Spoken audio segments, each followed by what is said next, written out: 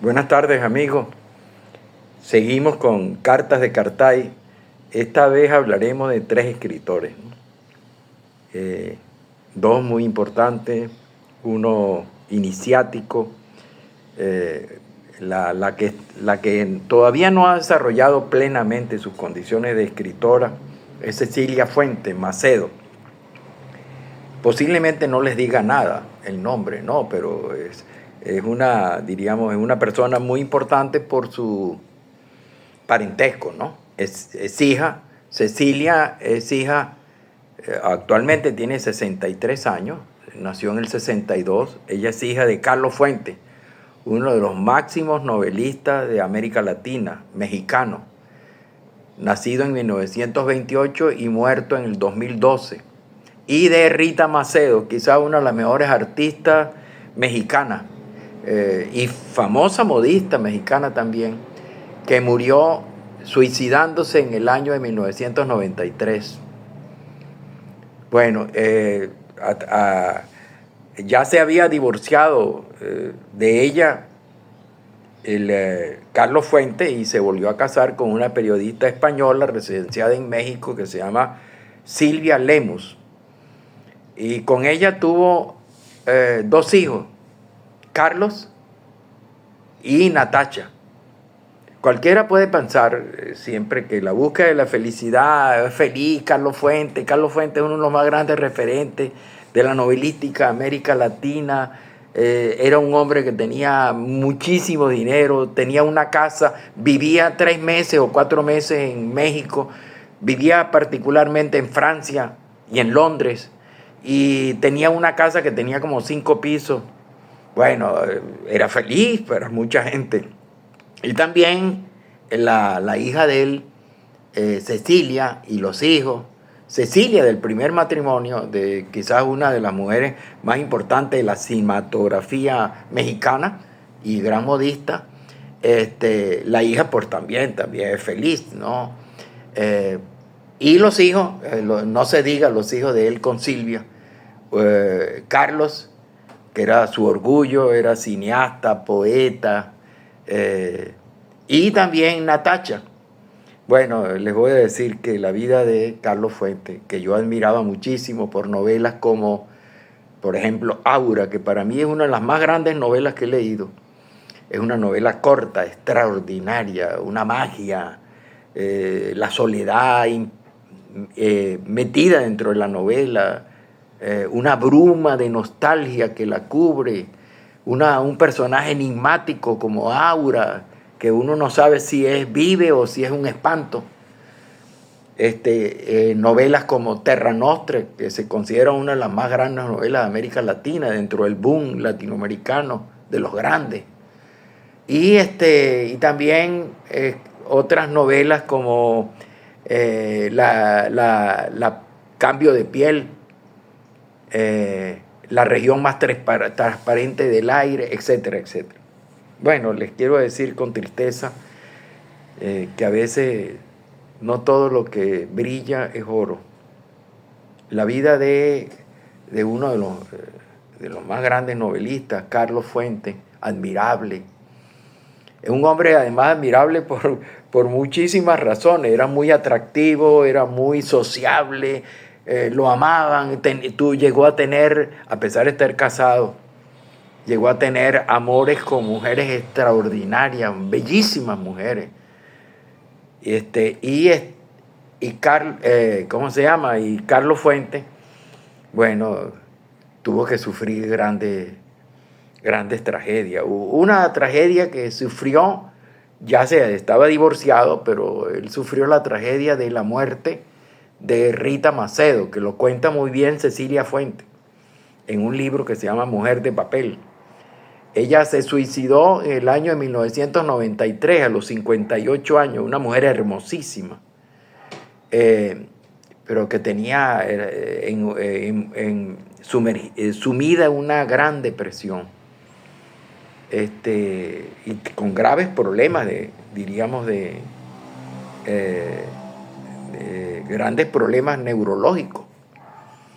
Luego, su hijo querido, Carlos, se suicidó en 1999 en Puerto Vallarta, donde estaba haciendo un guión, haciendo una película, ¿no?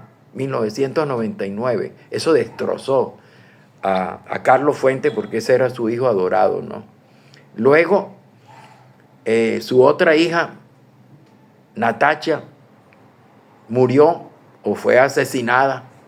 Aquel se suicidó, Carlos se suicidó, no como la mamá, porque él era hijo de Silvia Lemus, pero él se suicidó y su hermana Natacha en el año 2005 fue encontrada debajo de un puente en una urbanización de México, de Ciudad de México, destrozada, asesinada, violada, una situación. Yo no sé en qué pasos andaría la hija, pero esa noticia conmovió a México, ¿no? Y también, por supuesto, conmovió a Carlos Fuentes. Una periodista que escribió un trabajo sobre Carlos Fuentes cuando murió, Carlos Fuentes murió de 84 años en el 2012, dijo que Carlos Fuentes tuvo 3 muertes. La primera muerte fue con Carlos, el hijo, la segunda con Natacha, su hija, y la tercera muerte fue con la muerte definitiva en el año 2012, ¿no? A los 84 años, ¿no? Él murió en el 2012 con 84 años, ¿no? Pero ahí hay una historia que a mí me parece mucho más triste. Es la relación de él con su hija, la relación de él con su esposa. La relación de él con su hija es Cecilia, es una persona, yo diría, es lo que llaman adorable, ¿no? Una persona alegre. Era una gorda, es decir, le dicen la gorda Fuente, ¿no?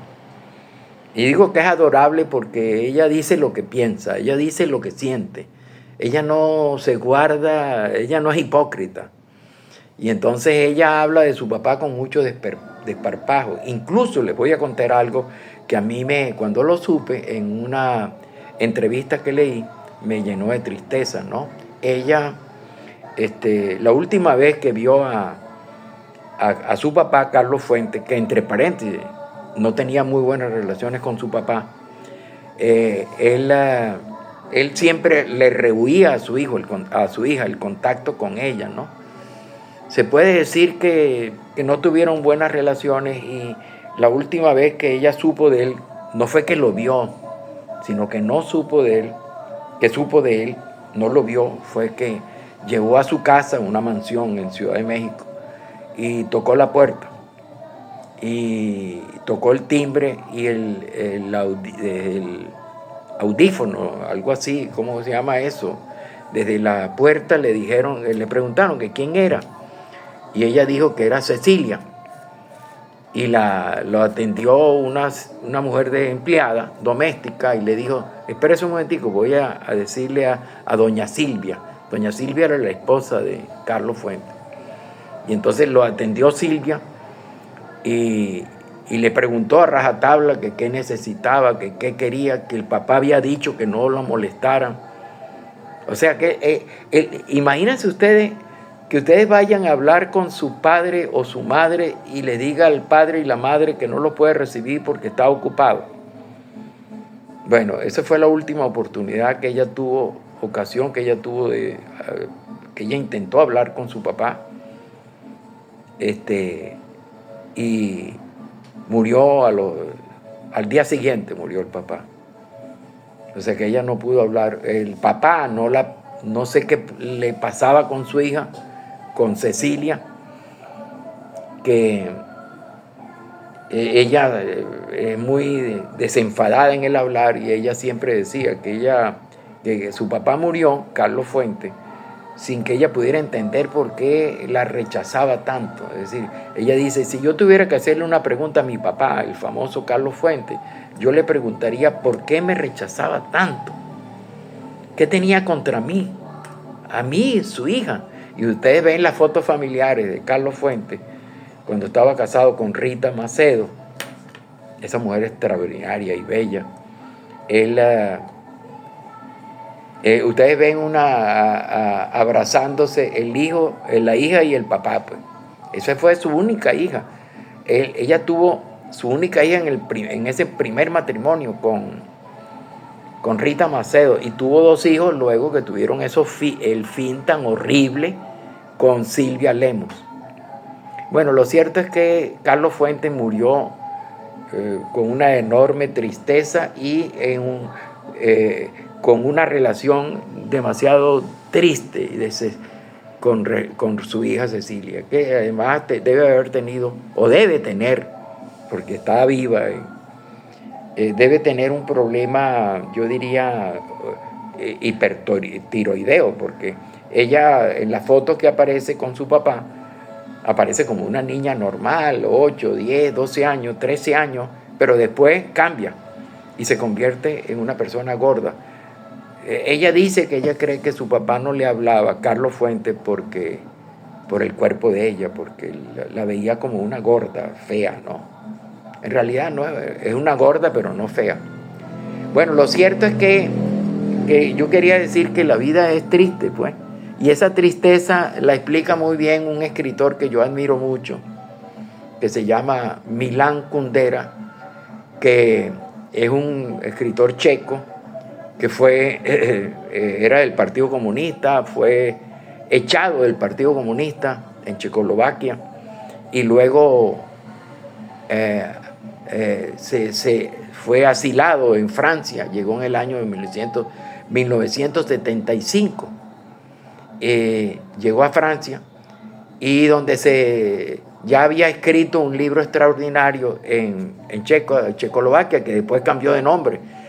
En el año de 1993 nació Chequia, que la capital es Praga, una de las ciudades más hermosas que yo he conocido.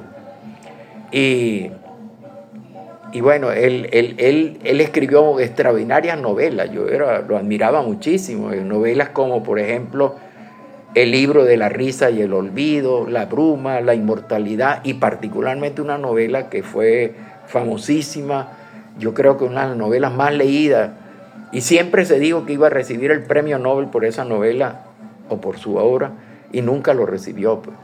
Pero la vida de él era muy triste también, la vida de Milan Kundera. Él se fue a vivir en el año 75. Yo recuerdo que cuando yo lo admiraba muchísimo, y yo lo busqué, yo vivía en París cuando estaba estudiando un doctorado, y busqué, me informé por la prensa, pero él era un hombre muy aislado, no salía casi de su casa, no concedía entrevistas a casi nadie, no le gustaba hablar de sus libros, no le gustaba que tradujeran sus libros, vivía aislado y apátrida, porque el Partido Comunista de Checoslovaquia le quitó la nacionalidad, y él permaneció apátrida hasta que él le dio la nacionalidad. Los franceses le dieron la nacionalidad y dejó de ser apátrida. Pero lo primero que hizo fue cuando murió, lo primero que hizo su esposa fue agarrar su cadáver y llevarlo para enterrarlo en su natal Brno, Brno, que era la ciudad donde él nació en Checoslovaquia. Estoy nombrando a Milan Kundera por las frases que decía en sus libros, en La insoportable levedad del ser, ¿no? Que se lo dedica al tratamiento de 2 parejas. Él hablaba mucho de los problemas, de los conflictos sentimentales y psicológicos de las parejas y de las personas. Y ahí dijo 2 frases que me llamaron mucho la atención y que te relacionan mucho también con la vida de Carlos Fuentes y su familia. Él dijo que él tenía una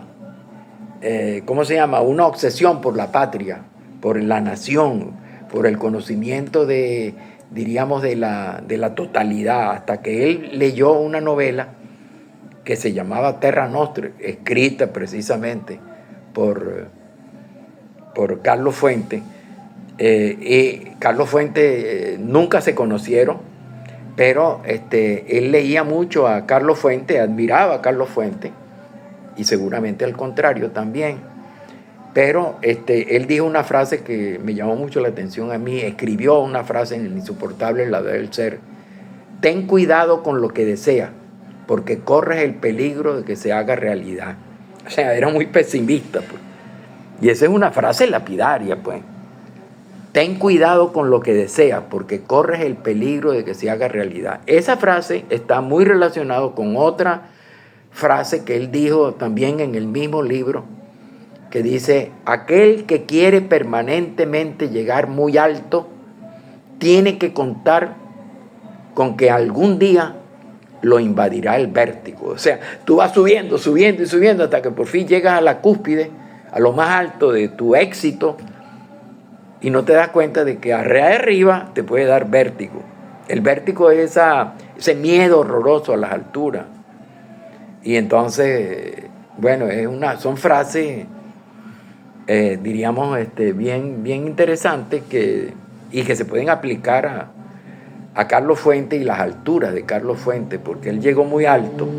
Carlos Fuentes, uno de los escritores más importantes, con Cortázar, García Márquez, Vargas Llosa, y además él era un hombre muy querido en México, porque era un hombre muy culto, muy seductor, lo amaban las mujeres bellas, y pero bueno, tuvo esa vida tan triste. Y también el otro, que era Milán Kundera, pues uno piensa que caramba, yo fuera Milán Kundera, pero la vida de Milán Kundera fue una vida muy triste, solitaria, y diríamos, casi vivía aislado y escondido en el apartamento, casi no salía, y murió a los 94 años. Murió a los 94 años, nació en el año de 1929 y murió a los 94 años, en París. Y luego fue llevado a Brno. Pero, ¿por qué menciono Brno? Porque él fue llevado después que murió, sus restos fueron llevados a ser enterrados en su ciudad natal. Y me acordé haber leído un libro de una historiadora que escribió un libro sobre los árboles de Palestina, donde ella dice que Palestina tenía una relación, mejor dicho, no Palestina, Israel tenía una relación ambigua, o una relación contradictoria, o una relación, diríamos, muy, muy rara con los árboles, porque destruyeron los naranjales de Jaffa, y para construir un muro que lo separaba de parte de la franja de Gaza. Pero además ella cuenta que los palestinos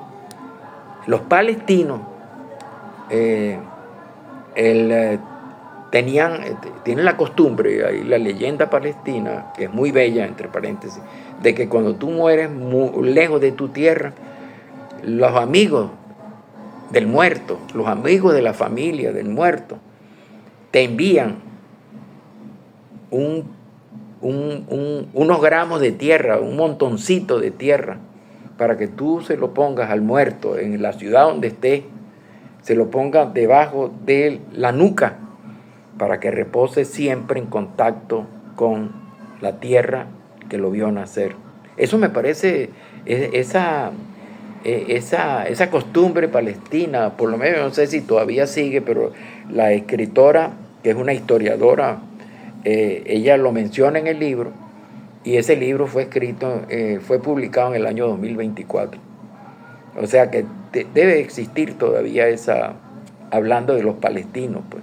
Y hablaba del amor que sienten los palestinos por los sicomoros, el amor que sienten los palestinos por los árboles, mientras que al revés los israelitas no sienten tanto amor, dice ella, no lo digo yo, no sienten tanto amor por los árboles. Ellos sembraron en las montañas, en las laderas, en las colinas de Israel, sembraron 2,5 millones de árboles, pero no con el propósito diríamos, crear un paisaje arbóreo, un paisaje vegetal. No, no, no. Lo hicieron con el propósito de ocupar el territorio e impedir, diríamos, nuevos asentamientos. O sea, que no hubiese competencia entre la ocupación y el paisaje natural, la arboleda, pero no era con el propósito de crear un paisaje, sino utilizar la arboleda para evitar que eso es lo que ella dice. A mí me cuesta, porque esas palabras lo dijo Ben-Gurión. Ben-Gurión hizo ese pedido en 1948, cuando en el discurso inicial dijo: debemos sembrar de árboles las laderas cercanas que rodean a Jerusalén, que rodean a Tel Aviv, Tel Aviv posterior, para que sirvan ¿cómo se llama?, de barrera de nuestro país, del país que se estaba iniciando, porque en 1948 fue decretado, fue reconocido el Estado de Israel por las Naciones Unidas. Y ahora, por supuesto, ahora hay hay un movimiento a nivel mundial de varios países, entre ellos Inglaterra, Alemania, Italia, que están pidiendo, Australia se sumó también, que Palestina sea convertido en un país. Así como en el año 48 lo hicieron con Israel, ahora están pidiendo que, como con el propósito de reducir un poco las asperezas de los palestinos que no tienen tierra, convertirlo en país o el territorio. Bueno, un territorio que está en disputa y en conflicto realmente caliente, ¿no? Ahorita, en estos días. Bueno, nos vemos entonces en el próximo video. En este video hablamos de Carlos Fuentes y su familia y su vida tan triste y desafortunada, a pesar de haber logrado la gloria en la novelística latinoamericana. Hablamos también de gente que ha estado afortunada, consiguiendo grandes logros, como Rita Macedo, que terminó suicidándose en el estacionamiento de su edificio, ¿no? La vida desafortunada de los hijos, que también eran muchachos que eran muy queridos en México y muy reapreciados por su talento. Uno era Carlos, que se suicidó, y la otra Natacha, violada. Es lo peor que le puede pasar a un padre, ¿no? Que se le muera un hijo, y más en esas condiciones en que murió Natacha. Y hicimos el enroque literario con Milan Kundera, que menciona, pues, que admiraba muchísimo a Fuente, porque Fuente hizo lo que él quería hacer siempre, ¿no? Y también tomamos dos frases de la novela La insoportable levedad del ser, la principal novela de Kundera, que se la recomiendo que la lean, que trata sobre los problemas de conflicto en pareja y su concepto del amor, que es un concepto extraordinario. Hablé de esas dos frases, y por último dije que Kundera fue llevado por su esposa sobreviviente, fue llevado a París, de París fue llevado a su natal Brno para ser sepultado en su tierra natal, e hice la mención de que los palestinos también tienen, hay una costumbre palestina de que cuando uno muere fuera de Palestina, que no es un país, sino de la tierra de los natal, pues a uno le mandan tierra de la ciudad natal, para que se los ponga debajo de la nuca en la urna y él pueda reposar en paz en tierra palestina. Bueno, nos vemos en el próximo En el próximo video, si les gustó, marquen, que me gustó, hagan alguna sugerencia, comentarios bienvenidos, ¿no? Hay algunas veces, yo a veces respondo comentarios, ¿no? Porque muchos ven pero no ponen comentarios, y cuando hay comentarios trato de... Y les pido disculpas. A veces yo cometo, como yo digo, a veces digo, por ejemplo, ahí la disculpa de que dije que era los seguidores de Jesús en los tiempos del Imperio Romano eran una secta, dije yo. Me dijeron que no era secta, que era la iglesia. No era una iglesia todavía, no era una iglesia, era un grupo de seguidores de Jesús. Y lo busqué, busqué información en varios diccionarios especializados. Y la secta puede tener como dos interpretaciones. Uno, que es una secta criminal, que es el actual, o una secta satánica, que es la actual interpretación, pero la interpretación original es que es un grupo de seguidores a un líder que consideran como, si no a un Mesías, por lo menos un guía espiritual. Bueno, nos vemos entonces en el próximo video.